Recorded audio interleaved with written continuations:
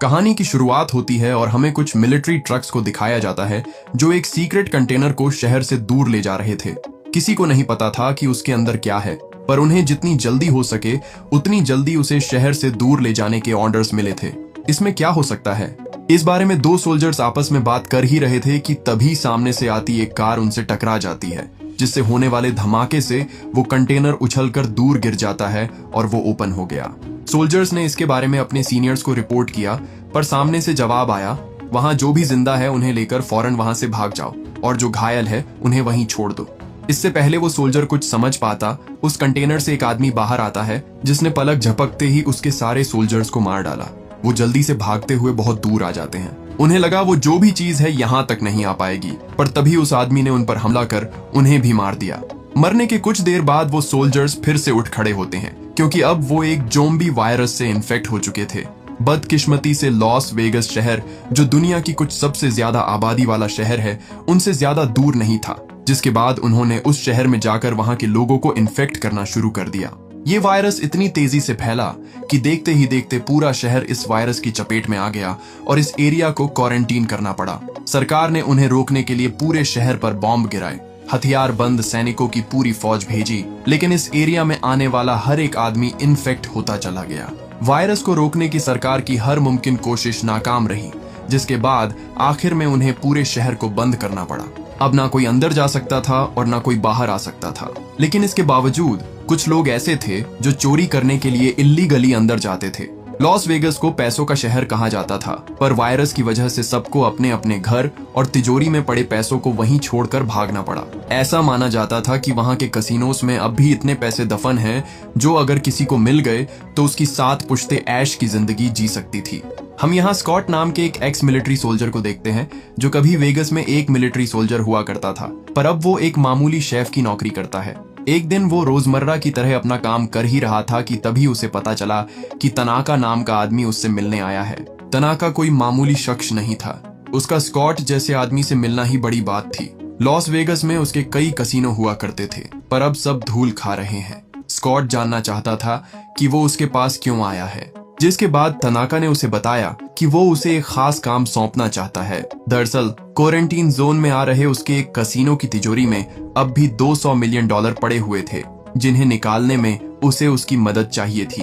Scott को तो यकीन ही नहीं होता कि इतनी बड़ी रकम तिजोरी में पड़े पड़े सड़ रही थी। इंश्योरेंस कंपनी उन 200 मिलियन समेत तनाका के नुकसान की भरपाई पहले से कर चुकी थी, जिसका मतलब तिजोरी में पड़े उन पैसों का ना कोई हिसाब है और ना कोई रिकॉर्ड। तनाका को कोई परेशानी नहीं होती अगर वो पैसे इसी तरह कुछ और सालों तक तिजोरी में पड़े रहते, पर सरकार अगले 4 दिनों में पूरे शहर को न्यूक्लियर बॉम्ब से उड़ाने वाली थी, जिसमें कसिनो समेत उसके सारे पैसे जलकर राख हो जाते। वो स्कॉट को इस काम को करने के लिए फोर्स नहीं करना चाहता था, इसलिए उसने स्कॉट को एक नक्शा दिया और चुपचाप वहां से चला गया। अब फैसला उसके हाथ में था कि वो ये काम करेगा या नहीं। इसके बाद हमें क्वारंटीन कैंप को दिखाया जाता है, जहां वेगस से रेस्क्यू किए गए लोगों को रखा जाता था। यहाँ हम स्कॉट की बेटी केट को देखते हैं, जो लोगों की मदद करने का काम किया करती थी।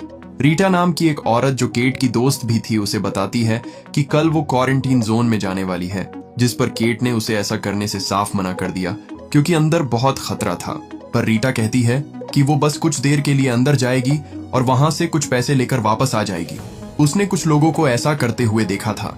कई लोग अंदर गए और मालूम माल होकर वापस आए, पर केट उसे समझाती है कि अफवाहें झूठ है, आज तक वहां से कोई वापस नहीं आया। वो बात कर ही रहे थे कि तभी वहां एक गार्ड आता है। केट को गुस्से में देख उसे लगा कि कहीं वो इन्फेक्टेड तो नहीं, जिसके बाद उसने उन दोनों पर टेम्परेचर गन रख दी।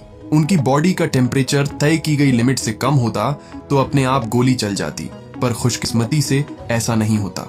इसी बीच वो गार्ड केट के साथ बदतमीजी करता है और उसे गलत जगहों पर छूता है, पर केट ने उसका हाथ झटक दिया और उसे खुद से दूर रहने को कहा, जिसके बाद वो वहां से चला गया।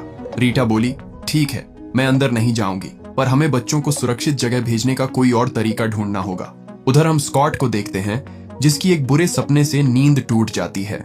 हर रात वो उसी दिन को याद करता था जिस दिन उसने इन्हीं हाथों से अपनी इन्फेक्टेड वाइफ की जान ली थी। उसने फैसला कर लिया कि वो ये काम करेगा, पर इसे अंजाम देने के लिए उसे एक टीम की जरूरत थी।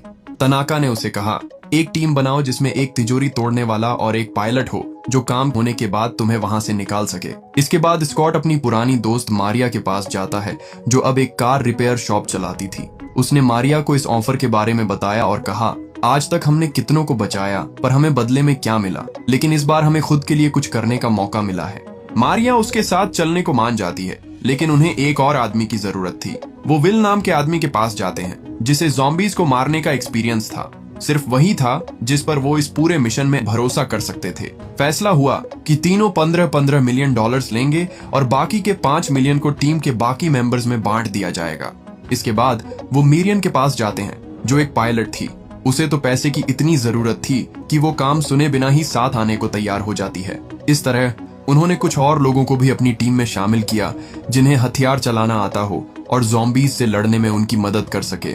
सबसे आखिर में वो एक चोर के पास गए जिसे तिजोरियों के बारे में सब कुछ पता था। साइमन को जब पता चला कि उसे लॉस वेगस के कसीनो में रखी तिजोरी खोलनी है तो वो मानो जैसे खुशी से झूम उठा। ये तिजोरी खोलना तो उसके बचपन का सपना था, क्योंकि ये तिजोरी किस्मत से नहीं सिर्फ काबिलियत से खुलती थी और उसे पूरा यकीन था कि वो इतना काबिल है कि इसे खोल सके। इसके बाद उन सब ने अपने अपने हथियार बाहर निकाले क्योंकि अब उनका इस्तेमाल करने का टाइम आ चुका था। टीम के सभी लोग एक पुराने गैरेज में इकट्ठा होते हैं जहां तनाका उन सबको अंदर घुसने से लेकर बाहर निकलने तक का सारा प्लान समझाता है। प्लान सिंपल था, उन्हें अपना रास्ता क्लियर करते हुए अंदर जाना है और फिर उस तिजोरी को खोलकर उसके अंदर पड़े सारे पैसों को बैग में भरकर हेलीकॉप्टर में लौट करके वहां से पलक झपकते ही गायब हो जाना है। और ये सब उन्हें अगले 32 घंटों में करना होगा।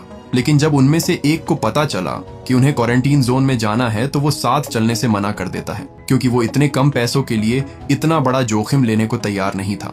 वो वहां से चला गया और अब उनकी टीम में कुछ ही लोग बचे थे। सारी तैयारियां हो गई थीं। हालांकि फिर भी क्वारंटीन जोन में घुसना इतना आसान नहीं था, क्योंकि अब भी मिलिट्री फोर्सेस चारों ओर तैनात थी जो उन्हें किसी भी कीमत पर अंदर नहीं जाने देते। मदद के लिए स्कॉट अपनी बेटी के पास आता है जो क्वारंटीन जोन में काम करती थी। वो उन्हें बड़े आराम से अंदर भेज सकती थी, लेकिन उसे मनाना स्कॉट के लिए बिल्कुल भी आसान नहीं था, क्योंकि केट अब तक स्कॉट से इस बात को लेकर नाराज थी कि उसकी मोम के जाने के बाद उन्होंने उसे अकेला छोड़ दिया और कभी उससे मिलने भी नहीं आए। स्कॉट केट को बताता है कि मैं ये तुम्हारे लिए कर रहा हूँ, इस काम के लिए मैं तुम्हें 15 मिलियन डॉलर्स दूंगा। जिसके बाद केट उनकी मदद करने को तैयार हो जाती है। उसी रात हम उसकी दोस्त रीटा को देखते हैं जो केट के मना करने के बावजूद लिली के पास जाती है और उससे रिक्वेस्ट करती है कि उन तीनों को अंदर भेज दे। उधर विल साइमन को बंदूक चलाना सिखाता है, क्योंकि पूरी टीम में सिर्फ वही था जिसने कभी किसी ज़ॉम्बी को नहीं मारा था और वो नहीं चाहता था कि मिशन के दौरान वो किसी पर बोझ बने। उनकी टीम में मार्टिन नाम का एक और आदमी भी जुड़ जाता है जिसे तनाका ने अपनी तरफ से उन पर नजर रखने के लिए भेजा था। टीम में कोई उसे पसंद नहीं करता था क्योंकि वो उनके किसी काम का नहीं था। केट उन्हें लिली से मिलवाती है जिसे लोग पासपोर्ट के नाम से भी जानते थे, क्योंकि वो लोगों को पैसों के लिए अंदर भेजा करती थी।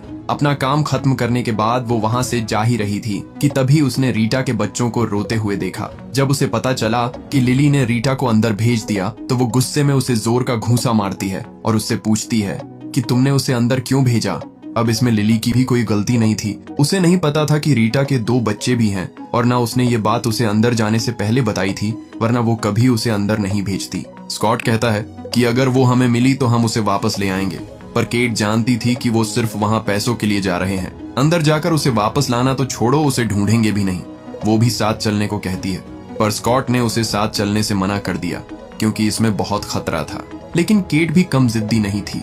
वो बोली, अगर आप मुझे नहीं ले चलेंगे तो मैं आपके जाने के बाद अंदर आऊंगी, तब तो खतरा और भी ज्यादा होगा। स्कॉट के पास उसे अपने साथ ले चलने के अलावा कोई और रास्ता नहीं बचा था, इसलिए मजबूरन वो केट को भी टीम में शामिल कर लेता है।